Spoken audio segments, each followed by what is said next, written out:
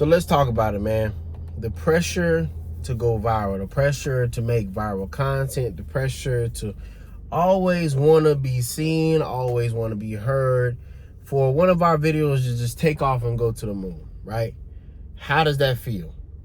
For me, it's exhausting. I don't know about you. And I kind of wanted to make a video about how I deal with the pressures of going viral or not going viral or things of that nature. So let's talk about virality. So yes, there are some people who do have a formula, I believe at least, to go viral.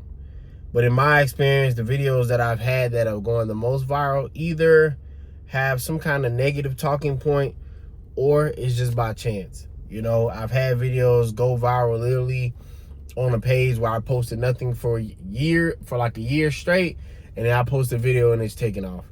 I've had other videos go viral from more of a negative aspect where people want to click and they want to share. For me, in this viral world, the thing that I kind of do is I try to make content that's meaningful. You know what I mean? I try to make content that's more impactful. I think that increases my chance of virality. But I've also changed my formula because maybe it's not virality that I'm chasing. Maybe it's significance. Maybe it's impact. And maybe I'm mixing virality with that impact. So how do I manage it? How do I deal with it? Like I said, I make content that's impactful. I make content that I believe in. Even if it's not great content, I make content that aligns with who I am. And I continually make reps of that. I think finding content that is enjoyable for you and that means something to you is going to be the biggest way to find content that is going to be impactful or viral. And sometimes viral doesn't mean having 1 million views. Sometimes it could be impactful in the community, right? Because when we're looking for virality, in a sense, we're looking for success, and we think that the views are going to translate to dollars. And that's not always the case. You know, I've had videos get hundreds of thousands of views and you not get nothing from it, you know? So I think the most important thing is being able to kind of build a community around what you're doing. And sometimes, you know, that's why I often have the conversations of, do I want to have 1 million subscribers or do I want to have 10K that's going to support me? You know, a lot of times with a lot of businesses and people that do make money, it's not always the number of people, but it's how much these people support what you do. So there's a theory called 100 True Fans. So I talk about this on my music blog, Straight to the Music. Follow me on TikTok, Instagram, Facebook. And the concept is finding people, 1,000 people that truly love what you do. And then say you charge them, you know, $10 a month. That's $10,000 a month. $100 a month, that's $100 a month. Maybe they spend $100 a month with you. You know what I'm saying? That's what, $100,000 a month. So it's finding a community that you can build, that you can cultivate around what you're trying to do. For me, I'm a candle maker. I don't need 1 million views on my candles, but I can make $1 million off my candles, or off my candle brand, off my candle likeness. Whether it's through videos, it might not even be candles. It might not even be what I sell. It might be the brand aesthetic of As I Am Candle Co. It might be me doing a podcast about candles, which I'm going to work on. It might be doing the ads or the AdSense from making videos. It might be sponsorships that I might bring in from doing it. It could be doing events and parties and hostings.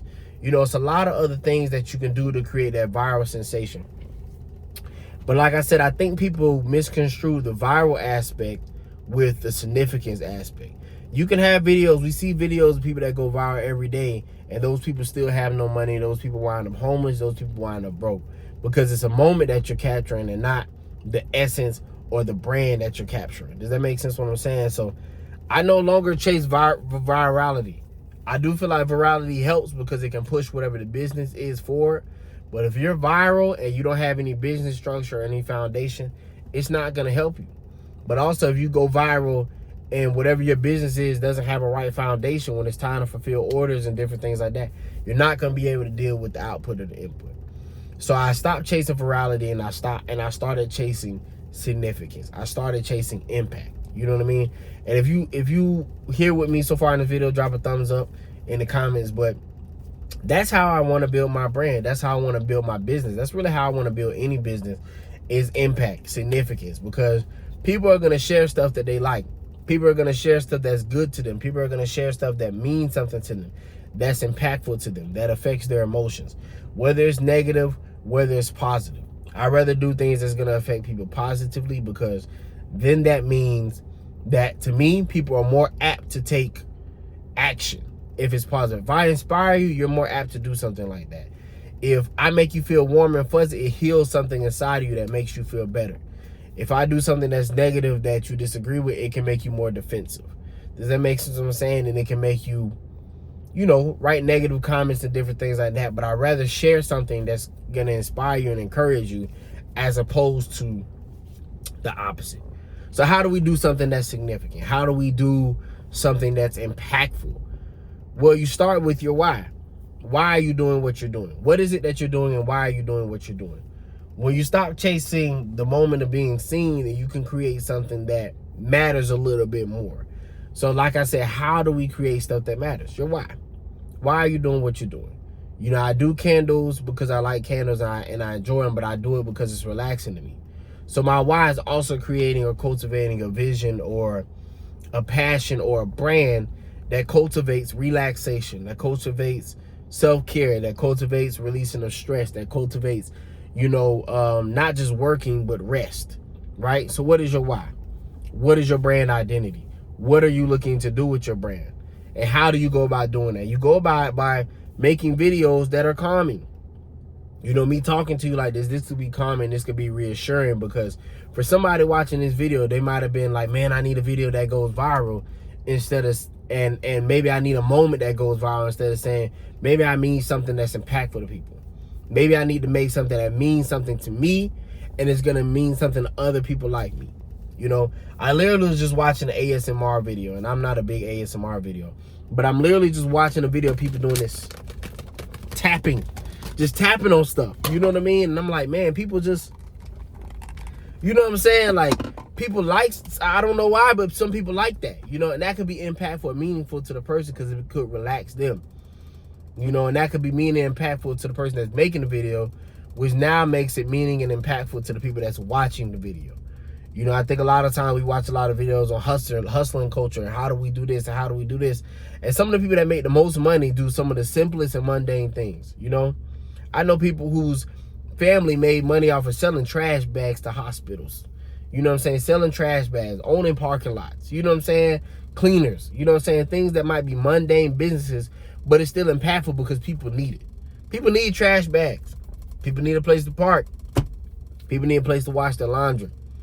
You know what I mean? So it's changing your why, from the I want to go viral, I want to be seen, to I want to be felt, I want to be heard. And I think that's going to give you the impact that you're looking for, instead of the, the moment impact. It's going to give you a lasting impact, because people are going to want to support things that matter to them. You know what I mean? If it's something that I need, I'm going to support it. If it's something that makes me feel a certain way, I'm going to support it. It doesn't matter if it's luxury. It doesn't matter if it's mundane. It doesn't, I think people also think that luxury means that it has to have a season. No. If that luxury brand makes me feel something, if Tom Ford makes me feel something, if Gucci makes me feel something, if not just their expensiveness, but if they make me feel something, if I can connect to whatever that brand's ideology is, whether it's luxury, whether it's mystery, whether it's, home products that make me feel good. You know what I mean? Like, sometimes I like going to TJ Maxx and Marshalls over Ross, because Ross is too cluttered. Over Burlington. Burlington is too cluttered. But TJ and Maxx, it's like, okay, TJ Maxx, I like this. Marshalls is a little more organized. Home Goods, you know what I'm saying? Like, it's just Five Below. Five Below is just like a gentrified dollar store. That's all it is. But the way they organize it, the feelings that I get that are evoked from being in those places are what makes those brands valuable. You know what I mean? Like, that's what makes those brands, like shopping in Target versus shopping in Walmart. Yes, things are more expensive in Target, but man, when you go in Walmart, sometimes it just feels like the ghetto, feels like the wild, wild west. You know what I mean? It feels like the Wild West sometimes. It's just stuff just be going on, and you be like, why am I in Walmart? Let me go to Publix. You know what I mean? Like, so what is your brand? What emotion does your brand evoke? What feeling does your brand evoke? Are you chasing virality, or are you chasing significance? Are you chasing a moment, or are you chasing impact? Because I guarantee you, people will pay you $10, $15, $20, $100 a month, $1,000 a month for something that's impactful and means something to them. This video could go viral because it's gonna mean something to people. Because I'm turning the concept of virality on its head. You know what I'm saying? And even if it doesn't, but it will. But even if, you know, it's gonna do well. Because we're gonna put that out there. But it's not about virality, it's about finding a community. For me, even with As I Am Candle Co., it's about finding a community. It's about finding the people that need these videos. That's how I'm gonna capitalize. That's how I'm gonna make money. I don't always even care if I sell candles. It's not even about that. You know what I'm saying? Because I can make more money doing other things than selling candles. Candles actually take more time than not making candles. Making this video takes way less time, and I probably can make more money off this video than I can off of selling candles. Just ads and, you know, different things like that when I get monetized and stuff like that. So what are you chasing? Why are you chasing? Are you chasing virality, or are you chasing significance? Are you chasing the moment? Are you chasing impact? What are you chasing? And do you really need a virality to be successful? Absolutely not. There's a lot of people who do things you never heard of, and they're extremely successful, and you probably never even seen them on the internet. So what are you chasing? Find your why, and then from there, just put the work in, man. Just putting the stuff out there that feels good to you, that's impactful to you, and you can tweak it and make it look good and make it look better. I don't care about what social media says my videos should look like. I don't care.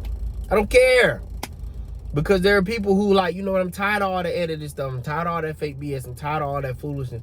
I want something somebody that look like me. I want somebody to talk like me. I want somebody that go back to when YouTube and social media was real life. I used to post a picture of my cooking and, you know, it'd be okay. So these are things to think about. Virality versus not virality. What are you looking for? Peace.